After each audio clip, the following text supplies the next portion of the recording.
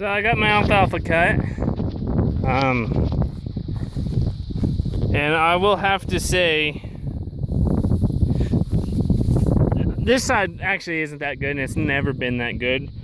One of the things we kind of was talking to the agronomist about, I don't have enough organic matter on top of the ground, and so it's just taking the water right out, and you know, I'm getting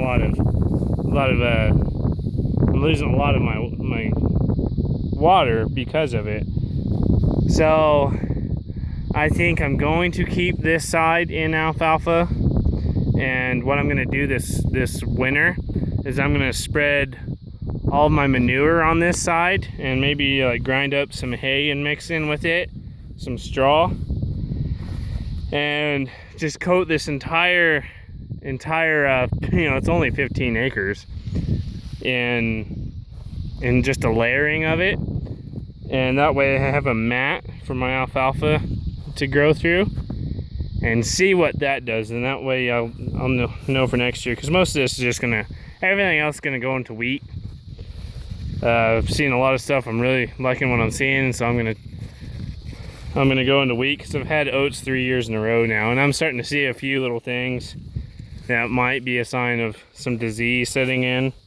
But this, I had so much fun cutting this last night. It only took me an hour to cut it, if that. Probably took me less than that. And because I merged it together, so it actually looked kind of decent, and it'll bale up decent. But I grew up, the hay we cut, we cut alfalfa, and we did hay graze every once in a while, but everything we had, just this little 100 acres, was in alfalfa. And I cut it with that old swather I still have. Nobody's brave enough to buy it. But, you know, and it did good. It cut it fine. It was just, you know, the swather was old, so there's one chain that always gave me heck. But we kind of got it fixed, and we bought it, it was well used, and we replaced a lot of stuff. So we spent a lot of time getting it fixed up where it ran good, but it was slow, you know, compared to the machine I have now. You know, goodness, I think you can, I don't know if you could even cut 4 miles an hour in that thing. I doubt you could. And it, you know, it was a sickle machine, so the guards got broke, and the teeth broke, and you had to pull the whole sickle out. And this is what I'm talking about. It's like a rust thing. I don't know what that is. I'm not, all you oat guys, I bet you know what that is, because I have no fucking idea what that is. But I mean, I'm not growing grains. I really don't give a shit. But yeah, I'm gonna cut it for hay, so it don't matter to me. But anyways, back to the swather. I hated it as a kid because it took forever, and it, you know, things broke. And me and machinery have this relationship where if I touch it, it's gonna break, and I cannot even be pushing it. It just breaks. You know, my dad could get in that swather and run it all day, and it might plug up once on him. You know, nothing would break down. I could get in it, and it may not plug, or it may plug every 20 feet, or something would break every time I turn around in it. And I hated running that machine. I didn't, you know, the last couple of years owning it, I didn't mind it. But yeah, when I was younger, I hated it. But I really, really like alfalfa. I've always liked it, probably because that's what I grew up with. And it smells good, and it makes good hay for our cows. It makes hellacious hay for the feed yard, and that's why I'm going to keep it. If I could have everything in alfalfa, I'd do that, but I just don't have the water for it. But I'm going to do some experimenting this year and try to cover that ground and see what it does next year instead of just plowing it up. Because that is the worst ground I have right there. That's the worst spot. There's a good spot, you know, kind of here, closer to the pivot, but the outside's really bad.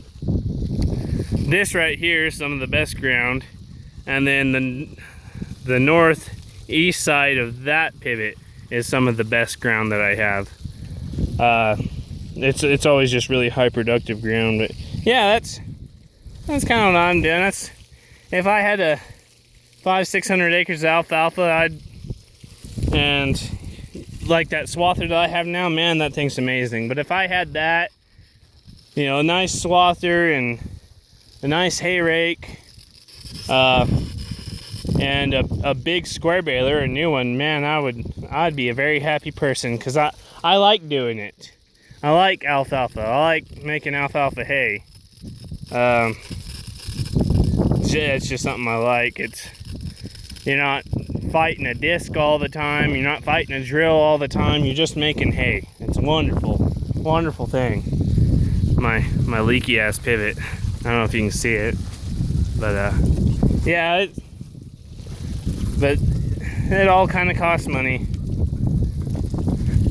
I've been fighting farming a lot here lately. My own personal farming, because it's really hard for me to spend money and actually do it right, because spending money, I finally got some decent tractors, or finally have a decent tractor that I can do something with. I still need a good disc. Finally have a chisel. I need a better grain drill. I need a no-till drill is what I really need. So, you know, I would like a big sprayer, 1,000-gallon sprayer. That way I could use it on the ranch and spray like sheepweed and loco and, you know, crap like that. And especially where we have a lot of the sheepweed, because it's toxic to the grass and it'll outcompete it. And coming out of a drought, our grass needs all the chance it can to establish, and I want to try a lot of that stuff and do better there. But yeah, but right now I just can't spend the money on the equipment. And with where I'm at right now, I can't spend the money on irrigating alfalfa the way it needs to be. So, I mean, you got to put a hell of a lot of money down for alfalfa to work here. And I don't have the capital to do that right now. And really, our hay market's soft enough that I couldn't get a return for it even if I did. So I'm gonna try doing a layer of manure and straw and see how well that helps me out. I think that may actually help me out quite a bit, because I've learned a lot with the bugs and stuff. I'm seeing a lot of that where I can go spray it myself. But if I could get to where I could grow good alfalfa, I would. And I would go to alfalfa. Part of it, alfalfa. I need the wheat, so you know, I may put 30 or 60 acres in alfalfa and call it good, and leave the rest in wheat or oats, depending on what I'm doing. But yeah, it's just, I got that cut, and I really enjoy it. Really enjoy my alfalfa. Makes you really want to open that electrical box and start flipping switches. But yeah, I need to reverse this thing now.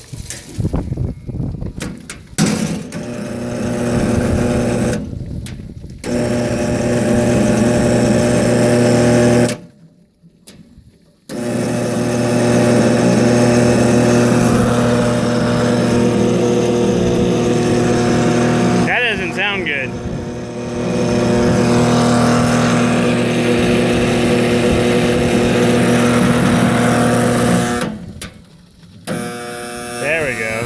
That sounds less shitty.